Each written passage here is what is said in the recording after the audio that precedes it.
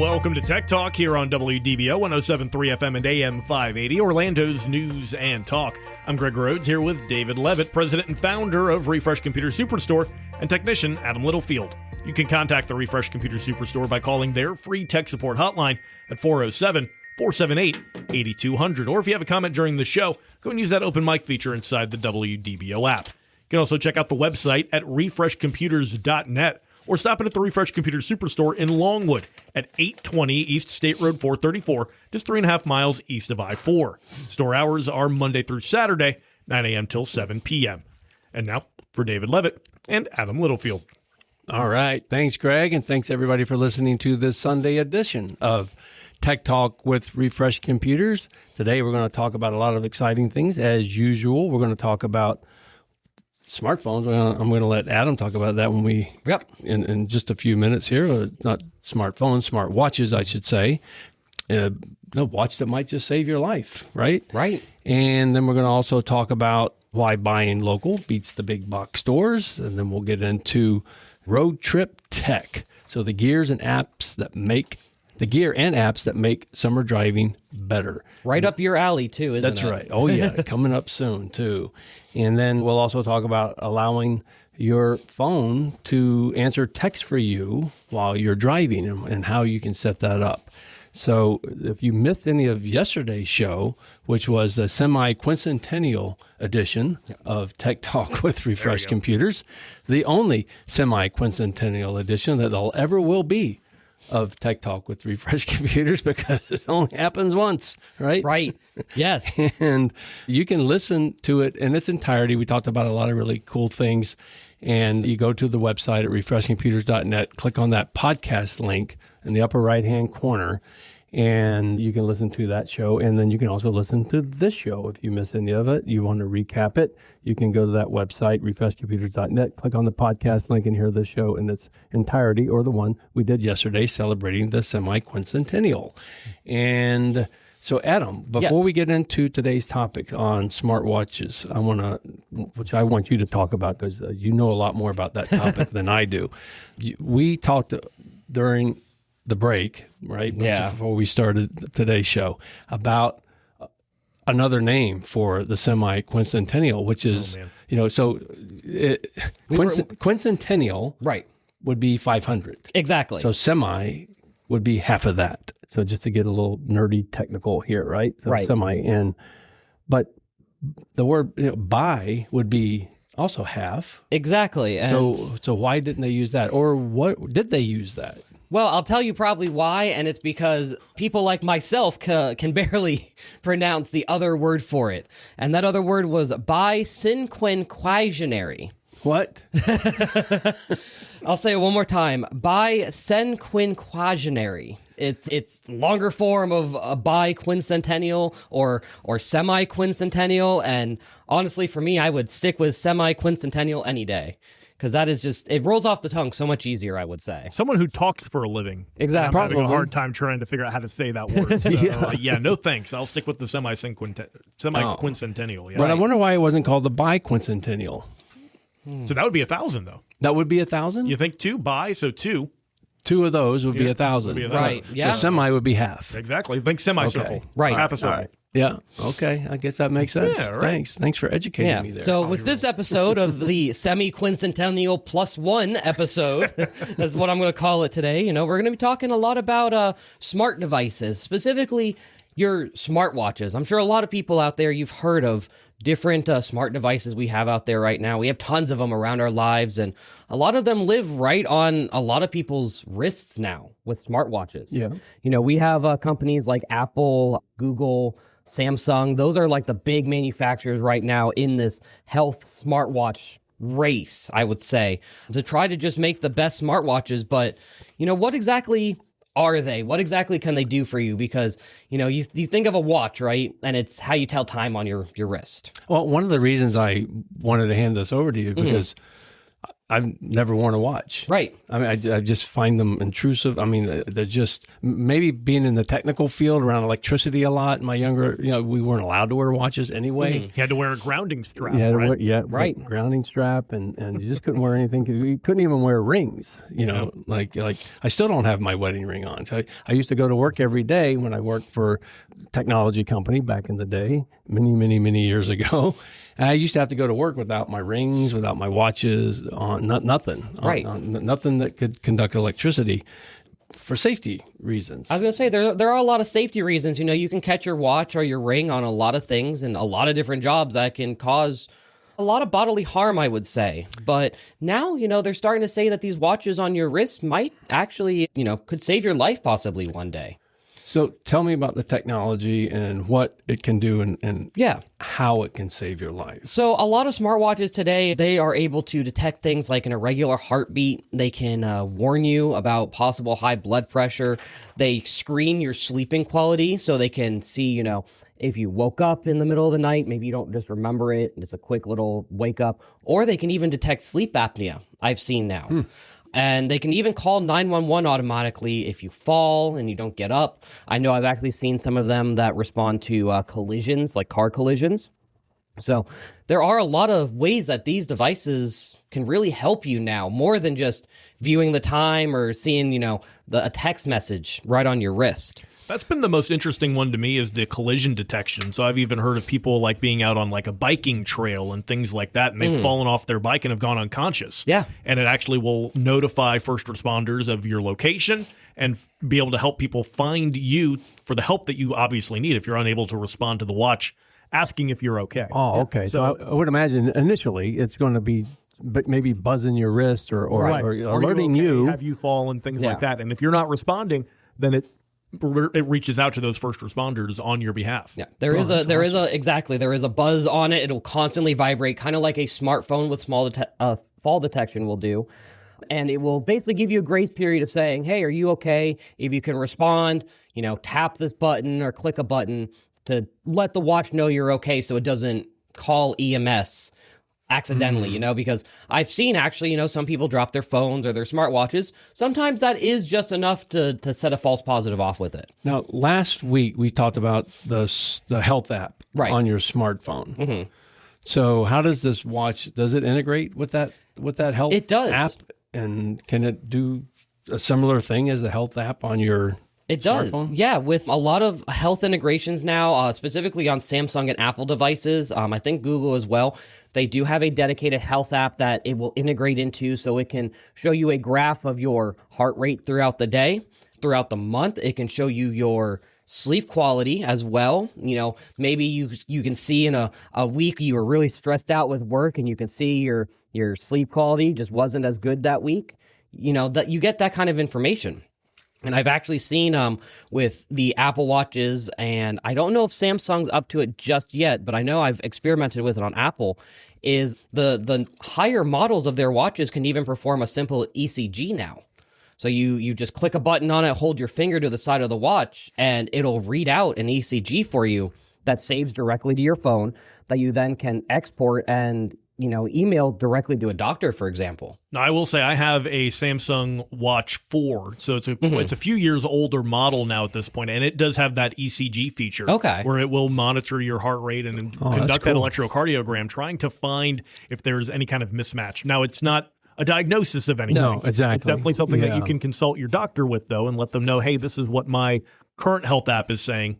What do you think? It's basically a signal, a notification. Exactly, It's not a diagnosis. Exactly. And that's a big thing I do want to put out there too is, these are good devices for monitoring your heart, monitoring your stress, your sleep levels, especially, taking these ECGs, the sleep apnea screenings. These are not medically approved devices, so they can't give you a guaranteed diagnosis, but they may be able to put up that little, yellow flag that just says, hey, you should probably get this checked out soon. Well, it can alert your family members also, right? Right, yeah. So it's not just that it will dial 911. You can program them to, maybe for the elderly or something, right? And you want to know if, your loved ones, if it's elderly, might have fallen or something, taken a fall. if they have this watch on, they can alert you to that. Right. Right. And with smartwatches now, you can do everything, including like texting and taking calls through those watches. So I imagine with providing, emergency contact information and contacting EMS, I'm sure they would try to also call and possibly speak to you through that device. So it's almost a little bit like a life alert button, I've seen a lot of those and known about those for decades. Yeah. That's kind of what this is now, just expanded, With data. Exactly. A life alert button with data. Yeah. And, these watches, they also provide, the newer ones are providing satellite communications. So we've talked about that on the show before. No kidding. I didn't know satellite that. communication, GPS. So, like Greg said, if you're out on a bike trail, you fall and you have no service, it can connect to a satellite, call EMS that way, give them your GPS location so they can find you in the middle of that trail where, if it were just like a regular, life alert button or something like that, it's not as easy to find, you know? I looked up the price of these smartwatches and I was a little surprised. They're not as expensive as I thought they were. I mean, and what... Tell me how much they cost. Yeah, so I know with Apple, their budget range of smartwatches starts around $250, going all the way up to their Ultra range, which is around $800. That's a large price range, but that's where a lot of smartwatches overall come in at. You've got Apple, Google, and Samsung. I know there are also developers like Garmin, for example, that makes heavy-duty ones with exceptional battery life on them. So you have like those out there. There's also another company called Amazfit, which theirs are a lot more health oriented rather than assistance. Even some of your more traditional watchmakers are getting in on that as well. I know I have a Fossil smartwatch at home. Oh, really? Yeah. Fossil. Wow. Yep. Yeah. And another name that actually I just thought of now is Fitbit. Fitbit is starting to make their own watches rather than just the little tracker that you'd have on your wrist. Fitbit, I remember Fitbit. They were really big, and maybe I guess they still are. I don't know, but years ago actually, and before smartwatches, even I think they were around. They had this little. It was like a watch, right? I guess you could call it a smartwatch, but it wasn't. It wasn't called a smartwatch. It wasn't. It was like, I don't even remember what they really called it. They were like a health tracker. A step tracker was their main thing. Oh, okay. It tracks how many steps you take and that kind of thing. And that's another thing, too, that these smartwatches track. It's an odometer, so it tracks your steps.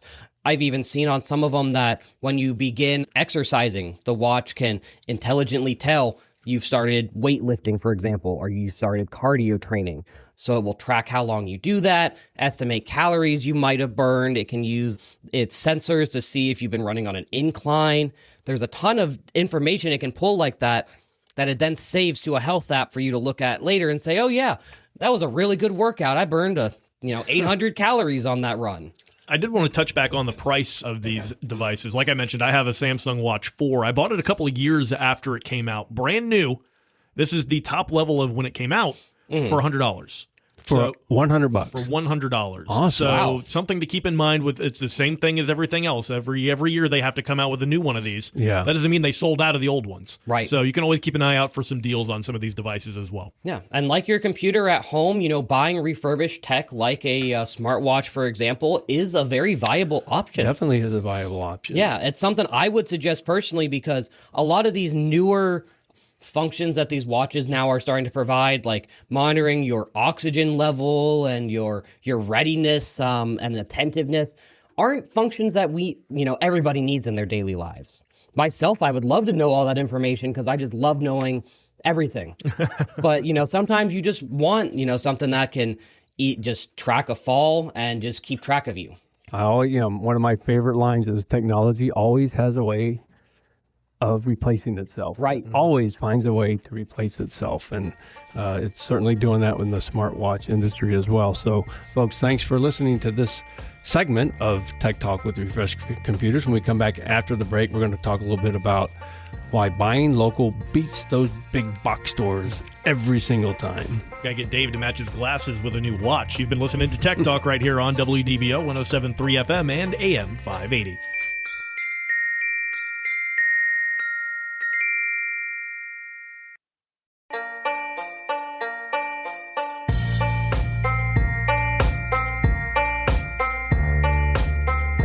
Hey there, and welcome back to Tech Talk here on WDBO 107.3 FM and AM 580, Orlando's news and talk. I'm Greg Rhodes here with David Levitt, president and founder of Refresh Computer Superstore, and technician Adam Littlefield. You can contact the Refresh Computer Superstore by calling their free tech support hotline at 407-478-8200. Or if you have a comment during the show, we'd love to hear it. Use that open mic feature inside the WDBO app. And now, back to David and Adam. All right. Thanks, Greg. And thanks, everybody, for listening to Tech Talk with Refresh Computers on a Sunday morning. We're happy to have you here. And if there's anything that you want to recap that we have talked about already, which was updating you on smartwatch technology, you can go to refreshcomputers.net and click on that podcast link in the upper right-hand corner, and you'll be able to hear the show in its entirety. It'll take you right to the podcast page for this show, where on that page will also be bulleted items of everything that we talked about, including all the different types of smartwatches that are available out there today, and price range and stuff like that will automatically be displayed right there on that page, on that podcast broadcast page at refreshcomputers.net. In this segment, we want to talk about why buying local beats the big box store every single time, and the big box store website. Right. So, so here we go. Somebody buys a computer from a giant website, right? And something goes wrong within 3 months, right? And they discovered that the support is what? A chat bot. Someone overseas that maybe you have trouble understanding. That's right. Yep. Or, a return window or a warranty window that just closed and you didn't even know it existed. And even if you could take it someplace, which you would probably have to ship it someplace, right. But if you could take it someplace, they ship it someplace else, because none of the big box stores have actual repair centers in them anymore. Right. They stopped. They shipped all their stuff off. They're just a processing center now. They ship it all off to another facility where all the techs live, right? You mean they don't have black tie service there anymore? No. And so what buying from a local shop like Refresh Computers actually gets you? You get a real warranty from real people that you can drive to. Hey, imagine that. And you guys don't wear ties, which makes you much more approachable, just saying. Right. And if there is something wrong, you just bring it in, and a human being who works on computers every single day will take a look at it. And that's a big divide that I can say is the difference between these big box stores and websites compared to local businesses. Especially with technology, if you have something that goes on with it, how much easier is it that you can bring it in somewhere and show someone what it's doing, rather than having to take it to a big box store, they box it up, you ship it out, and then you get a notice 2 months later, hey, we didn't find anything wrong, we're sending your device back. Well, I would go as far as saying that the whole reason we even exist after 26 years in business still is the fact that we have that human element. Right. You can just bring it in, or you can call. We have a free tech support hotline, which is 407-478-8200, by the way. And, you have a real human being local to you that can actually help you and assist you with, anything, any issue you might have on your computer, how to set it up, how to download an app or a program. You're not going to get that anywhere else. No. So it's that personal interaction that you get at Refresh Computers is the main reason that we are still there today. Because right. we do provide that personal level of service that, quite frankly, you just can't find anywhere else. And you get straight answers from us too. And that's the one thing that I'm really proud of. People come in all the time, right, Adam, with a laptop or a computer. They think it's broken beyond repair. I need you to get the data off of this because I'm here to buy another one. And you can transfer that data onto the one I'm going to buy here, which is a service we provide. How many times? I would say probably more than half the time. We convince the people, no, you don't have to buy another computer. As much as we would like to sell you one, you don't need to. Here, it's a simple fix. Let's do this or that. And then you're on your way, and you didn't have to spend hardly any money at all. Sometimes no money at all. So, and that's a big difference too, that, with big box stores is just you walk in, you say you have a, trouble after your sale. There is almost virtually no support with any of these big box places. Whereas with Refresh Computers, if you have something comes up that needs some diagnostics, like you said, Dave, we do those free diagnostics. It's true. And so stay tuned, folks. After the news break, we're going to talk about gear and apps that make your summer driving better. Usually you'd say these guys are the real deal. They are the real geeks. You've been listening to Tech Talk here on WDBO 107.3 FM and AM 580.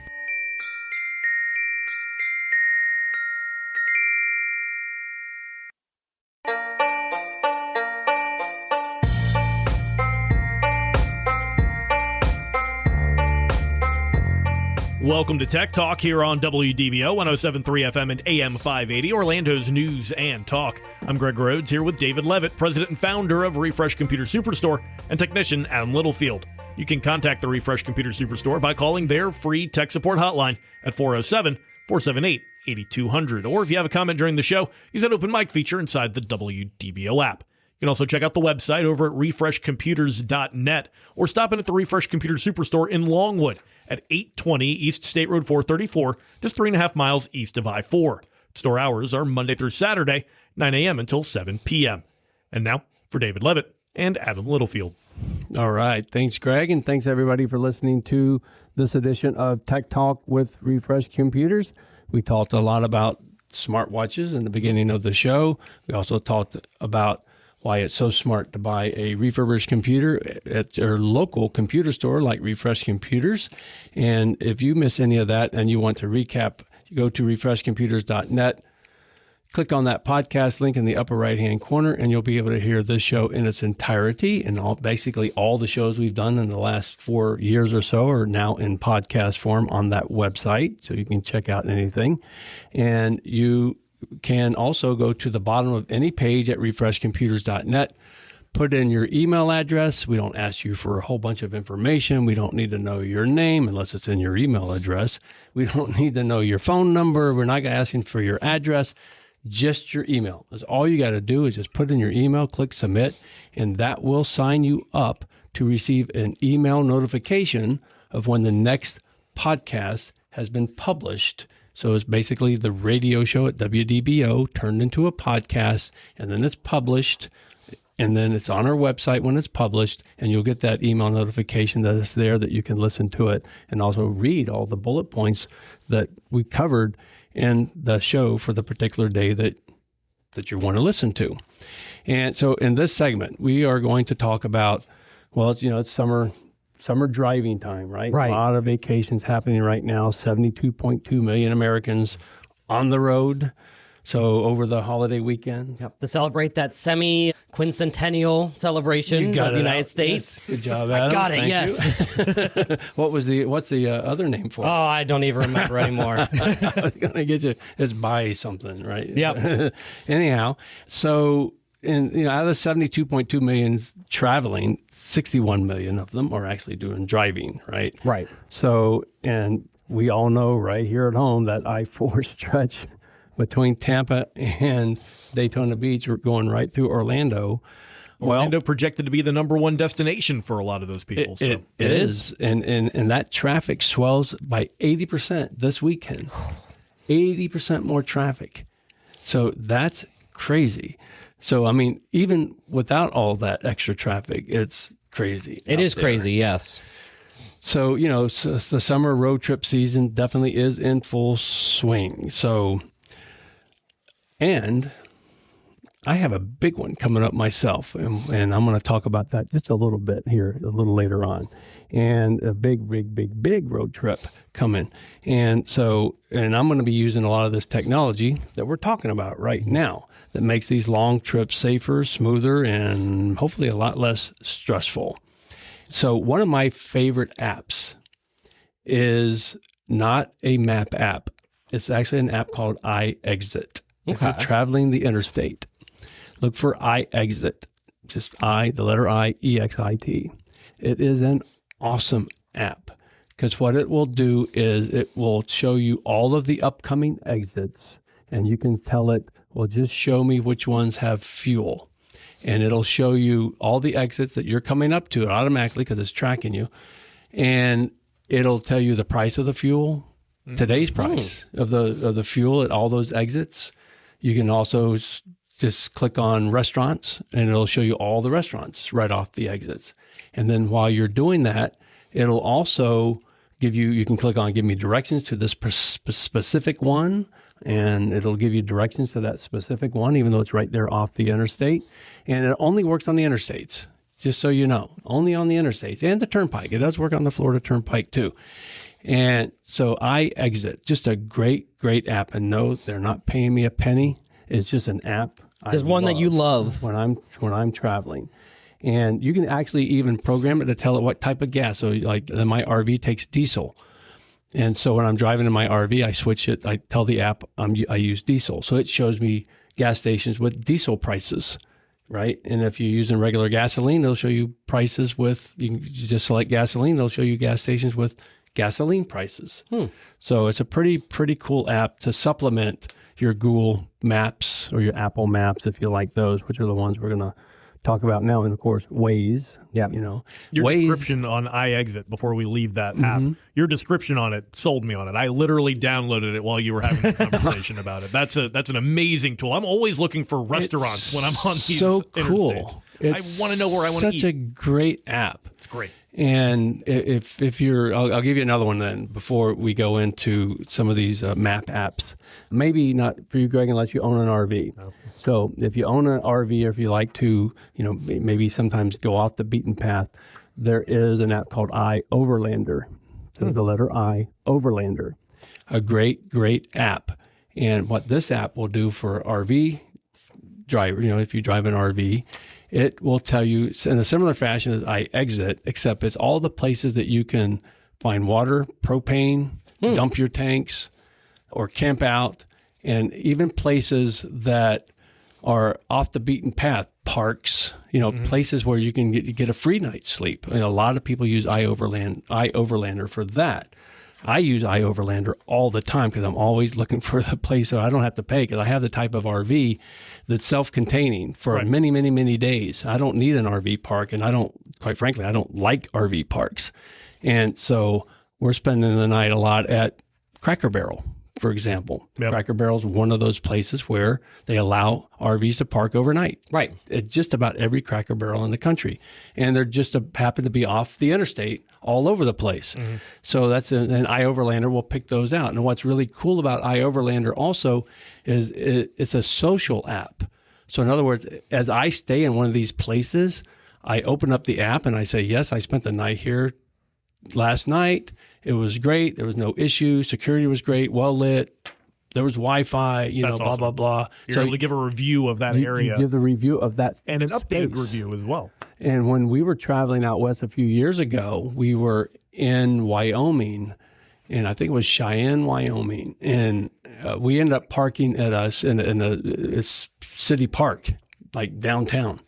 I mean, we found on the iOverlander app, and it's look, and you get all the user experiences. You can see the history of the users that have stayed there before, which is really cool. And also sometimes we've avoided places because of what the users have said in places. So that's another cool app if you have an RV. So back to. I actually had a couple that I was going to throw in as well. Okay. Because with me having an electric vehicle, there are so many differences to road trips. So for myself, I use two apps all the time. ChargePoint, which is one of the larger third-party chargers that are out there outside of like Tesla's system, for example.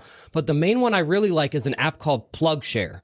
You can see all sorts of different chargers, whether it be like superchargers, you can see third-party chargers, what type of connectors they have, because there are different standards of plugs for EVs.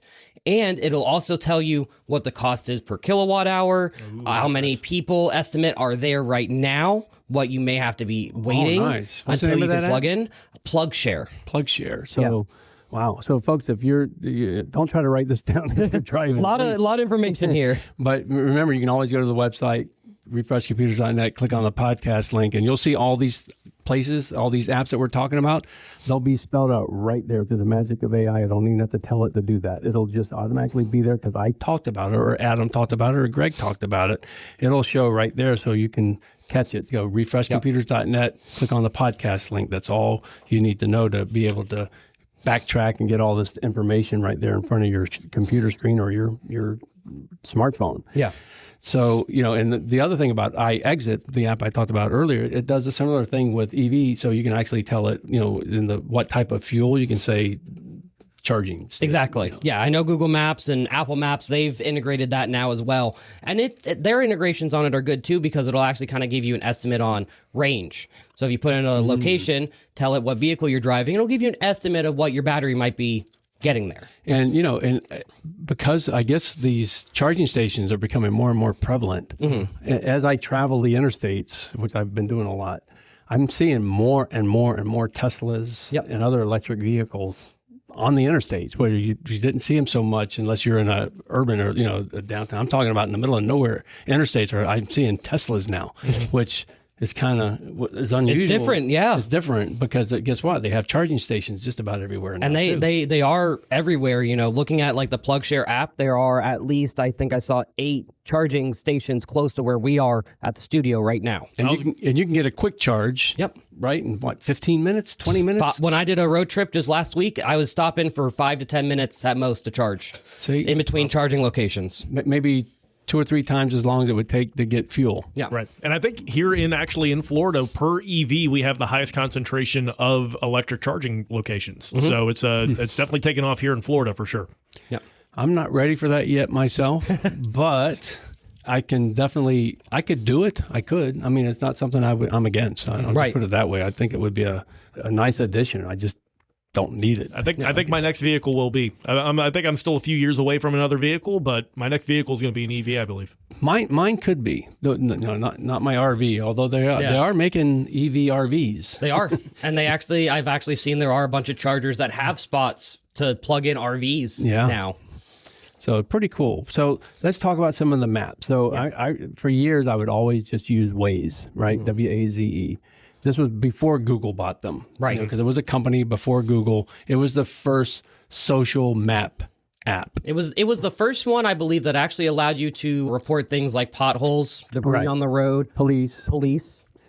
My favorite, red light ticketing cameras. Yep. Speed cameras. It would alert you of all these on the road, and that's the social aspect of the app, and why it became so popular. Is it allowed you as the user of the app to actually say, yes, there is a speed camera right here, and touch a button, or there's a cop hiding right over there, boom, touch a button. Right. And it would, the state of Virginia, who for years, banned radar detectors. If you're familiar with that, you couldn't own a radar detector in Virginia. And I remember living in Fairfax, Virginia for a year, and I couldn't wait to get out of there. But a nice city, nice town. I don't want to, but it's just too crowded for me in that area, the DC area. But cops would point their radar gun at people driving down the interstate and check for brake lights. Yep. And then pull them over. And because you had a radar detector is the only way that you would know. Would know. And so I don't know if that's still a thing there, but the state of Virginia tried to ban the use of Waze. Did you know that? They attempted. It didn't pass the legislature, but there was actually a bill in the state of Virginia because it was alerting people of police activity. I've actually seen a couple stories of that out of Virginia where cops actually on shift, sitting there, in a speed trap or something, had Waze open, and every time a report would come up of where they were, they tap it and just hit not here to try and combat, the information. It's great. Hey, you know what? It's a free country. Exactly. Go for it. As long as you have the ability to see it, I don't care if they have the ability to do that. That's their business. And we've talked a lot about these apps that you can use for your trips, and Google Maps, Apple Maps, Waze. They allow you to do like offline downloads, so you can actually store those maps in case you're going somewhere that service might be a little spotty. Yep. But there is some gear I would suggest to keep in your car as well. Not even just for road trips, but it'll keep you safer in general. A good phone mount, not a flimsy $4 one that you can buy at any big box store. I'm talking like a solid one. I have a really nice one. I can't think of the name, or I'd tell you what it is, but it sits on the top of my desk and has a thing that spins around and like suctions right down on the top. And that thing, you can't pull that off. I mean, unless you unturn it again. Yeah. And it's so sturdy, it's magnetic, so it takes holds your phone. It holds my phone right there on the dash, because guess what? Can't be holding your phone anymore in the state of Florida while you're driving, right? Right. Yeah. So you need something like that. When you're traveling, that is something to keep in mind as well, some of those different road rules and some of those device rules that you might have to deal with. We're coming up on the break here, but we'll revisit this. We'll keep talking about some of these great apps that you can use here coming up. You've been listening to Tech Talk here on WDBO 107.3 FM and AM 580.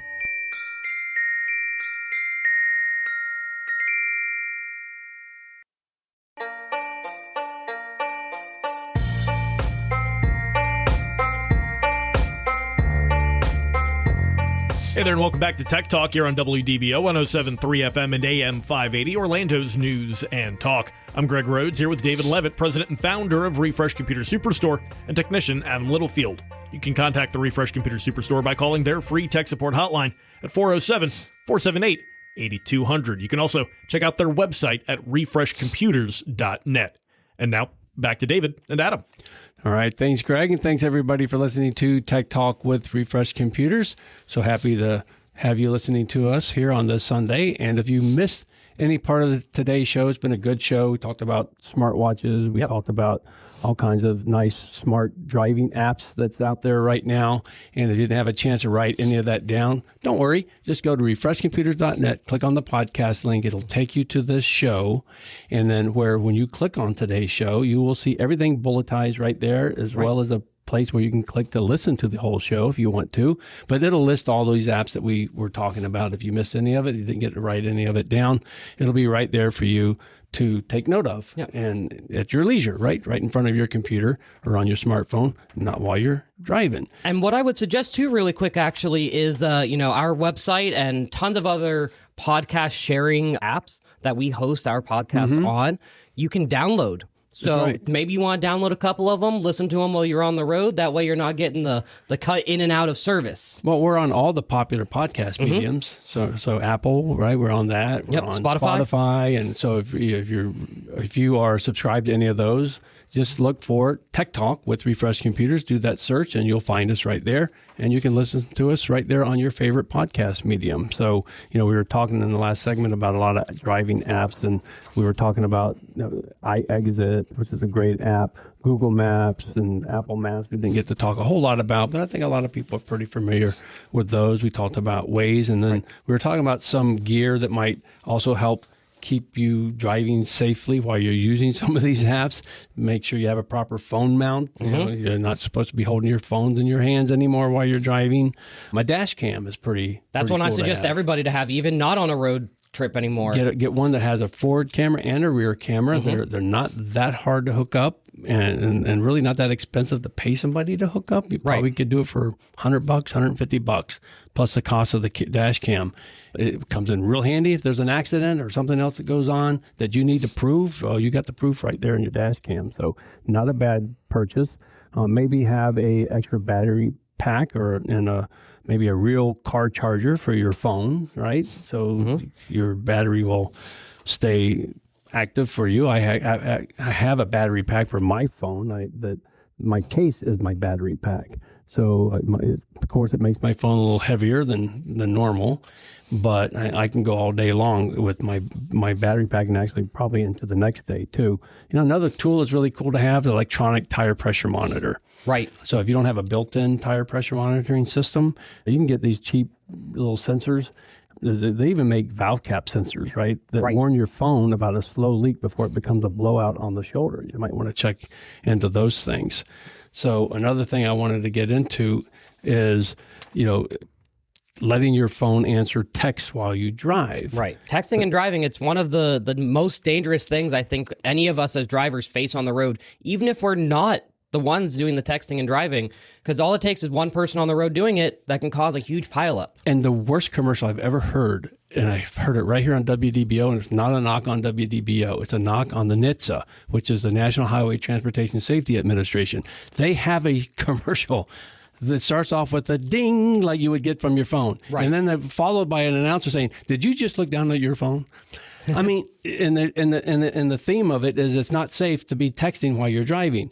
Well, if they're dinging you to make you look down at your phone while you're driving, that's a terrible commercial because it could have just caused you to get in an accident because they just distracted you. Maybe they thought that it was you. That's one of the major things. And, with iPhones and Androids, you can actually set up a focus mode or a driving mode that the phone will be able to use GPS location just to tell if you're in a motor vehicle. If somebody texts you, you can set it to actually send an automatic text back that says, "I'm driving right now," sent from my car. Exactly. And in the Waze app, for example, also, you can set it to alert you when you're speeding because maybe sometimes you don't realize that you're going over the speed limit. Folks, that's all we have time for today, and we really appreciate you listening to this edition of Tech Talk with Refresh Computers. This is David Levitt, owner and founder of Refresh Computers over 26 years now. So happy about that. We'll be talking to you again next week.